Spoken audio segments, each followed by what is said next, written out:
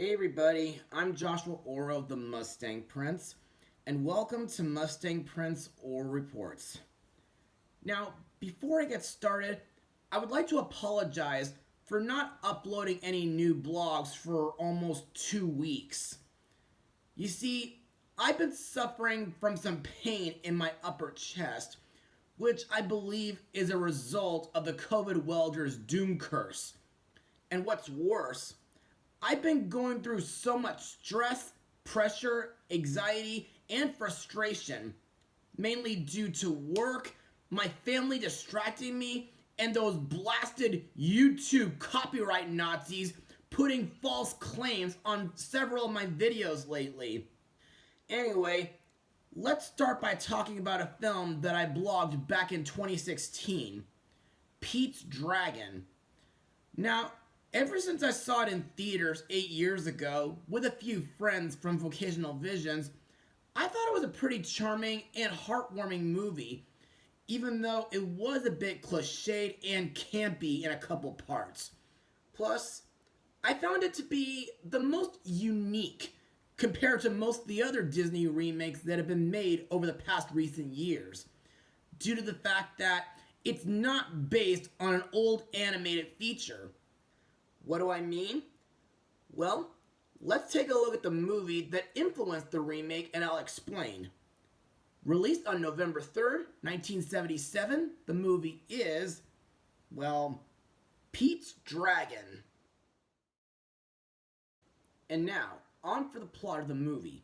Set in early 20th century Maine, 9-year-old orphan Pete escapes his brutal adoptive parents, the Gogans, with his only friend, a clumsy dragon named Elliot.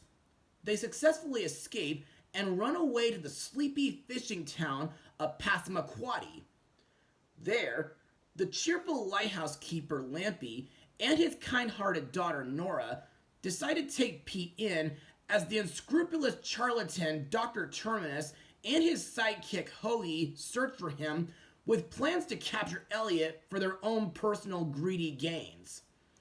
So, what are my personal thoughts on this movie? Well, despite the fact that I didn't watch this movie as often as I did with Mary Poppins or a few other Disney oldies, I found this to be a fun movie with a very sweet ending. And to further explain what I'm talking about, let's move on to Mustang notes. Now, in December 1957, Walt Disney Productions optioned the film rights to the short story Pete's Dragon and the USA Forever After, which was written by Seton I. Miller and S.S. Field, in which Miller was hired to write the script. In February 1958, Variety reported that filming was scheduled to begin in October. By the following spring, veteran screenwriter Noah Langley had completed his draft on the script. Originally, the project was initially conceived in 1957 as a 2-part episode of the Disneyland television series, but sadly, Walt Disney wasn't sure how to approach the project and it became shelved. In 1975, producer Jerome Cortland rediscovered the project and hired writer Malcolm Mormestein to write the script. For his script, Mormestein revised the story from being in contemporary time into a period setting and had the dragon change from being wholly imaginary into a real one. In retrospect, Mormestein conceded that we tried a completely invisible dragon, but it was no fun. It was lacking. It's a visual medium, and you're making a film for kids. He also named the dragon Elliot after actor Elliot Gould, who was a friend from his theater days, and he named the town Passamaquoddy after the real Native American tribe in Maine. In October 1975, the songwriting duo of Al Kasha and Joel Hirschhorn were assigned to write the movie's songs, and Irwin Coastal composed the score. The production was directed by British filmmaker Don Chaffee, who had made 2 smaller films for Disney in the early 1960s and he directed Tom Hanks' favorite movie, Jason and the Argonauts, along with 1,000,000 Years BC. The lighthouse for the movie was built on Point Bushen Trail in Montana de Orro State Park, located south of Los Orros, California, substituting for Maine. It was equipped with such a large beacon that Disney had to get special permission from the Coast Guard to operate it, since doing so during filming would have confused passing ships. Now, despite the fact that I'd never seen this movie as often when I was young, I find this to be a pretty fun and charming movie, even though the 1970s wasn't technically my favorite decade when it comes to movies. Anyway, to me, the town of Passamaquoddy, Maine seems like a very peaceful and fine-looking place to live. Also, I think the lighthouse in this movie looks really neat, and it seems like one of several movie lighthouses that my former 5th grade teacher, Peggy Davis Dutcher, would love. Plus, I think the songs in this movie have got to be some of the most underrated in Disney history these days. My favorites being I Saw a Dragon, Brazzle Dazzle Day, There's Room for Everyone, one of the villain songs, Bill of Sale, and the Oscar-nominated song Candle on the Water. Also to note, there are several scenes in this movie that can either make me laugh or make me smile at times. And that's basically all I got for Mustang notes. So, let's move on to the cast. Let's start with the titular character, Elliot, vocalized by Charlie Callis, whom I remember from a couple Mel Brooks movies like Silent Movie and Dracula Dead and Loving It. In my opinion, Elliot is an underrated Disney character, and he literally steals the whole show for me, mainly due to his role as the guardian of children, whose job is to seek a child who's in need of a friend until they have a family who can be there for them, and he helps those he befriends until their problems are all resolved. Also, I think Ken Anderson did a great job designing Elliot as an oriental dragon, and his animation, which was directed by Don Bluth and Don Hahn, is absolutely classical. By the way, Bluth's team of animators included Gary Goldman, Ron Clements, Glenn Keane, and Henry Selick. Anyway, while Elliot can be a bit of a mischief maker, intentionally or not, he never means any real harm to anybody. Also, I should mention that after this movie, not only did Elliot get a remake in 2016, but he also made several appearances in the House of Mouse show. He appeared as a float in the Electrical Parade at the Disney parks.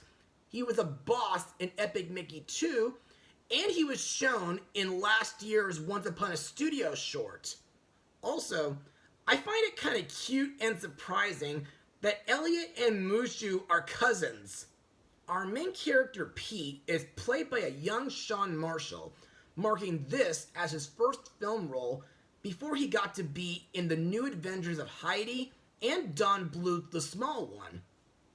To me, Sean does a really great job for his first film role, and I think his role as Pete is brave, outgoing, and friendly, and I like that he's determined to escape the custody of the abusive Gogans and find a family who will take him in with Elliot's help. Next we have Nora, played by Australian-American singer, actress, television host, and activist Helen Reddy. To me, Nora is a very strong-willed, caring, kind, and loving woman, and I like that she lets Pete live with her and her father at the lighthouse. Also, I think her backstory involving her missing fiancé Paul was very emotional. Thankfully, later in the movie, Elliot managed to help Nora and Paul become reunited, which I thought was a very touching moment. Next is her father, Lampy, the lighthouse keeper, played by the legendary Mickey Rooney. In my eyes, Even if he can be a little weird at times, Lampy has got to be one of my favorite characters in the movie next to Elliot. Mostly due to Mickey Rooney's acting, and I never realized this until recently, but I find it cool that Lampy is referenced at Trader Sam's Enchanted Tiki Bar at the Disneyland Hotel. Plus, I think Lampy makes a great grandfather figure for Pete. Next we come to one of the movie's antagonists, Dr. Terminus, played by Jim Dale. Terminus is a con artist and a quack who specializes in selling miracle cures to unwary individuals. But later, he becomes obsessed with capturing Elliot after reading up on the legends of how dragon body parts are said to be infused with many useful properties. In my opinion, Terminus is an underrated Disney villain next to Mr. Dark and the Gnome King. But at the same time, he's your typical villain who desires money and power, and I thought his defeat was really silly, but in a good way. Finally, we come to Lena Gogan, the matriarch of the Gogan family, played by Shelley Winters, whom was in the Purple People Eater movie, along with voicing Frosty the Snowman's wife, Crystal, in a couple Rankin Bass holiday semi-sequels. In my opinion, Lena is a greedy and unscrupulous woman who, along with her husband and her sons, are willing to stop at nothing to get Pete back, due to them being under contract. Plus, they join up with Dr. Terminus in exploiting Elliot for their own financial gain. And now on to my final words. Overall, the 1977 Pete's Dragon movie is both a classic and an underrated film in Disney's library. Like I said, I haven't watched this movie too often during my childhood, but nowadays, I see this as a charming, fun, and heartwarming movie, and I like it as equally as I like the 2016 remake. Elliot is a funny and friendly Disney dragon. I love how Don Bluth and his animation team brought him to life. Pete is a brave and outgoing kid. Nora and Lampy are great supporting characters, and the villains from Dr. Terminus and the Gogans are just your typical money-grubbing jerks. Plus, I think the songs range from fun, whimsical, sweet, and funny at times, and they've got to be some of the most underrated Disney songs ever. So, if you'd like to check this movie out, then by all means, give it a watch, either on DVD, Blu-ray, or on Disney+. As for my rating, I'll give it a 97% out of 100. Well, that's all for now.